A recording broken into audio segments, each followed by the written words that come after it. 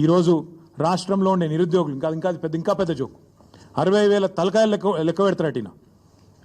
మందికి పుట్టిన బిడ్డలు మా బిడ్డలు అని చెప్పుకునే బాపత్ కేసీఆర్ గారు ఇచ్చిన ఉద్యోగాలు, కేసీఆర్ గారి ప్రభుత్వంలో ప్రారంభమైన నియామకాలు నీ టైంకి వచ్చే వరకు కాగితం ఇచ్చే మోకా నీకు దొరికితే దాన్ని పట్టుకొని నేను ఇచ్చిన ఉద్యోగాలంటే సిగ్గుందా అని అడుగుతా ఉన్నాం. వస్తావా అశోక్ నగర్కి చర్చకి? అశోక్ నగర్లో పెడదామా? వస్తావా? నిరుద్యోగుల మధ్యన చర్చ వచ్చింది కదా. నువ్వు మీ రాహుల్ గాంధీ ఛాయ్ తాగి పోజులు కొట్టి తెలుగులో ట్వీట్ పెట్టి మొదటి సంవత్సరంలో 2 లక్షల ఉద్యోగాలు ఇస్తాం అని నరికి 2 ఉద్యోగాలు మాత్రం సంపాదించుకొని నువ్వోటి ఆయనోటి తప్పించుకొని తిరుగుతున్నారు కదా. వస్తావా అశోక్ నగర్కి చర్చకి?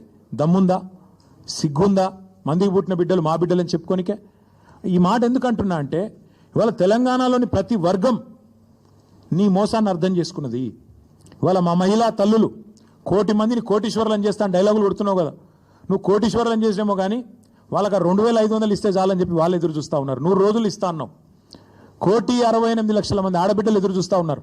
18 ఏళ్ళు నిండిన ఆడబిడ్డలు జనాభా లెక్కల ప్రకారం మన ఓటర్ సంఖ్య ప్రకారం 1,68,00,000 మంది ఉన్నారు.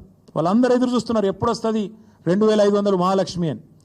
మా తమ్ముళ్ళు ఎదురు చూస్తున్నారు, మా చెల్లెలు ఎదురు చూస్తున్నారు. నువ్వు ఇస్తానన్న స్కూటీలేవి, నువ్వు ఇస్తానన్న నిరుద్యోగ భృతి ఏది, నువ్వు సంవత్సరంలో నింపుతానన్న 2 లక్షల ఉద్యోగాలు ఏవి, వాళ్ళు ఎదురు చూస్తా